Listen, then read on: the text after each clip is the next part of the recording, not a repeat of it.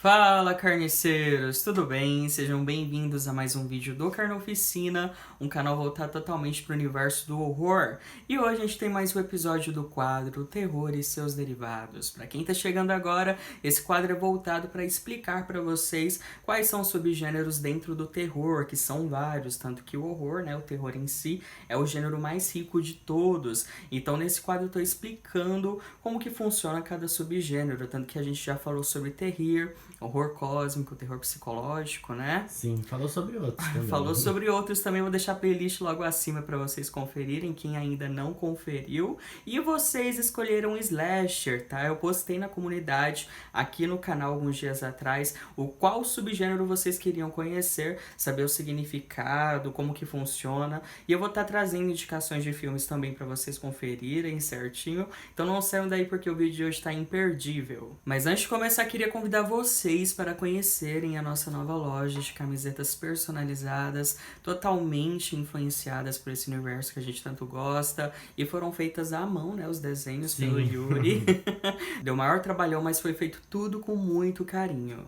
Nessa primeira coleção, todos os desenhos foram feitos à mão, né? Inspirados nos filmes A Bruxa, Alien, Halloween, A Hora do Pesadelo e Terrify. E todo o tecido usado é o melhor do mercado, gente. É 100% em algodão, evitando qualquer tipo de bolinhas indesejadas na camisa e super confortável de usar. E para poder adquirir algumas dessas peças maravilhosas, basta vocês entrarem no nosso link da loja virtual, que eu vou deixar no box de informação, ou também através do perfil oficial da loja, que é o @califoroficial, tanto no Instagram quanto no Facebook. Então vão lá conferir, tem vários modelos, tá bom? Vários modelos, tem 5 no momento. 5 ótimos. 5 ótimos, por sinal, tá? Então fica a dica aí pra vocês. Agora, dados os recados, chega de enrolação e bora falar de terror.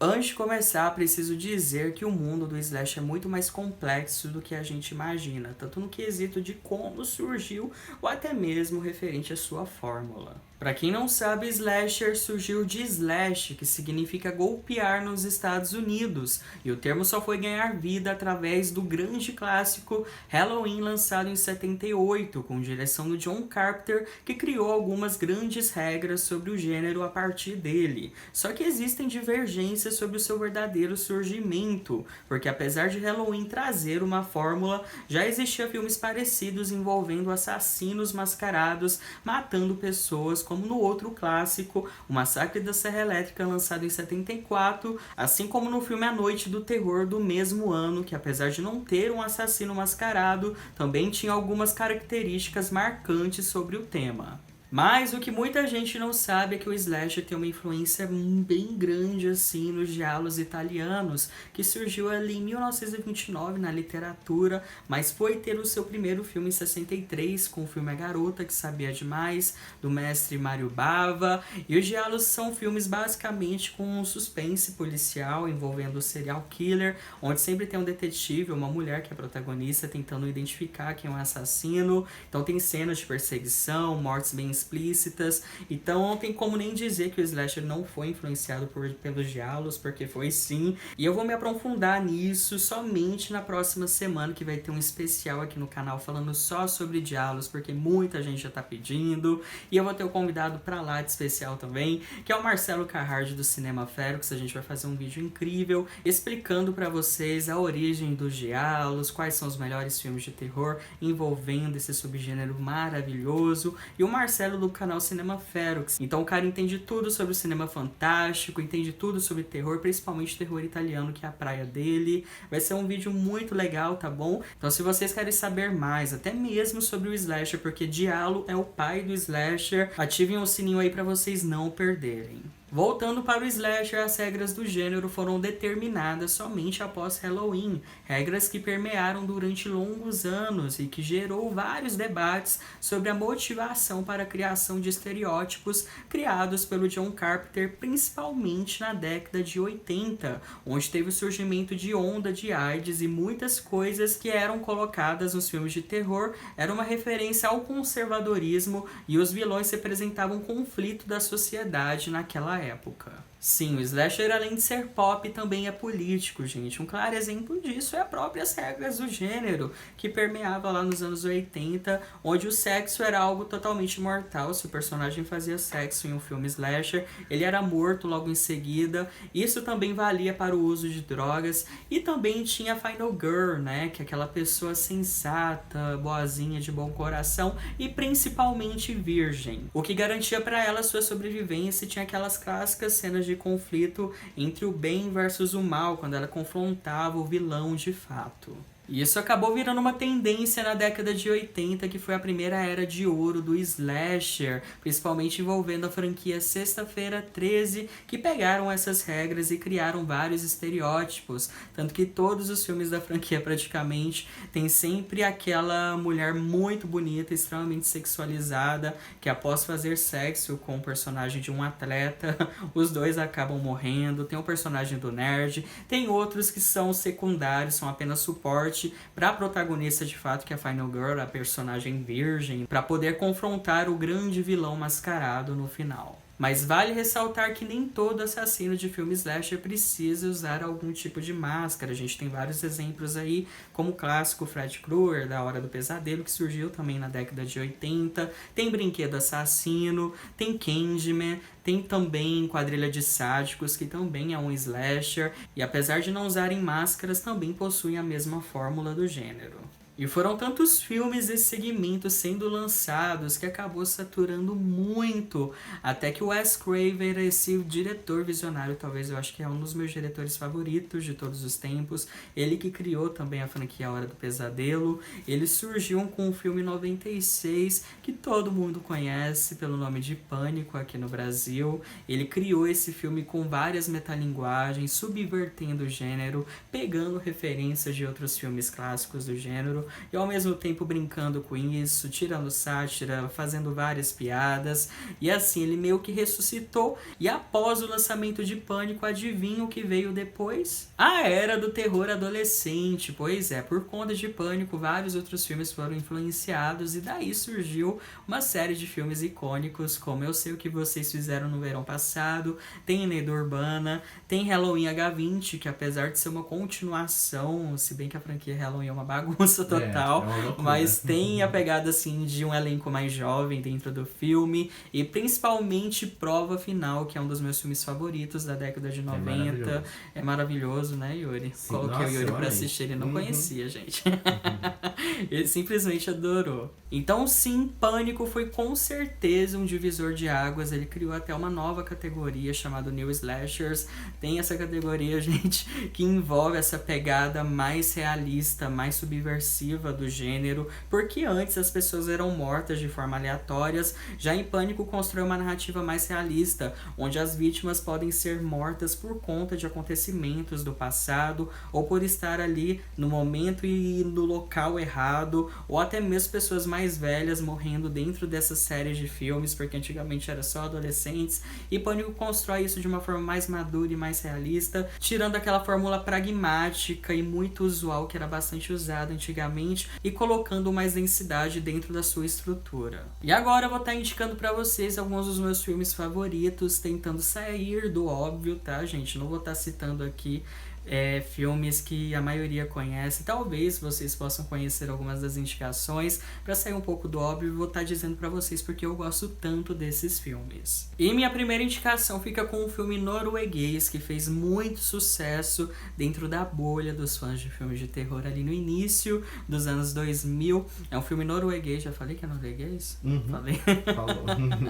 E se chama Presos no Gelo. Um grupo de jovens vai para as montanhas com a intenção de esquiar esquiar e se divertir. Ali tudo vai bem até que um deles acaba quebrando a perna. Assim eles começam a procurar alguma ajuda na afastada região e dão de cara com um hotel abandonado. Na minha humilde opinião, acho Presos no Gelo um filme totalmente subestimado. Ele fez um certo sucesso aqui no Brasil só por conta do boca a boca, porque as pessoas foram gostando e foi indicando uma para outra, tanto que ele foi lançado apenas em DVD aqui, não foi nem para os cinemas. Eu acho que todos os filmes da franquia é uma trilogia com 3 filmes, tá? Sendo o primeiro e o segundo perfeitos. Eu não gosto tanto do terceiro, mas tem suas qualidades, mas o primeiro e o segundo são filmes incríveis que vocês precisam conferir. Não tem nada de novo na história, aquela famosa trama envolvendo um grupo de amigos que tá num lugar deserto, acaba acontecendo um acidente com algum deles, procuram ajuda em um lugar remoto que eles encontram, está o hotel, só que eles não sabem que nesse hotel mora um predador sanguinário que faz parte de uma lenda local, então é bem parecido com Sexta-feira 13, até mesmo com Halloween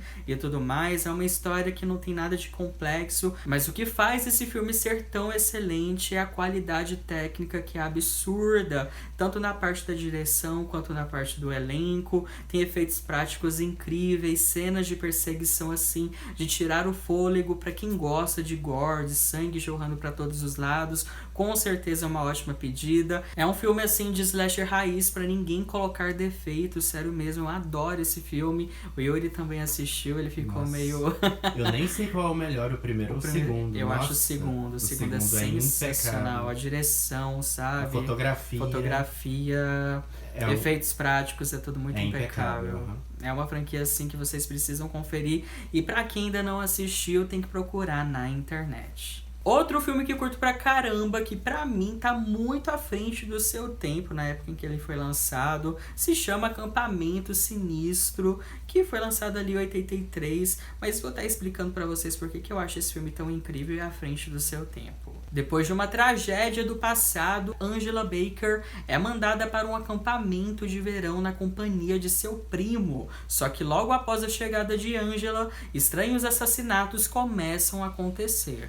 Existem várias discussões e debates em cima desse filme, dizendo que ele é problemático. Confesso pra vocês que não acho ele problemático, na verdade. É aqui que tá o ponto, que pra mim ele é à frente do seu tempo, porque ele inclui várias coisas muito pertinentes para a época, para os dias atuais também. A gente tem o personagem da Angela, que é esse personagem extremamente carente, totalmente isolado, se sente um pouco estranha de tudo, e ela vai para esse acampamento passar as férias, até que uma série de assassinatos começa a acontecer, e durante esse percurso é nos apresentado o elenco mais adulto também do filme, que são pessoas assim, desagradáveis, péssimas influências, tem até pedófilo. Sim, gente, é algo bem sério, bem pesado, e apesar de ser uma produção B, de baixo orçamento, trash, vou logo falando pra vocês que não é pra todos os gostos, porque as atuações são bem questionáveis, os núcleos são bem questionáveis, tem algumas cenas assim que são bem divertidas na verdade,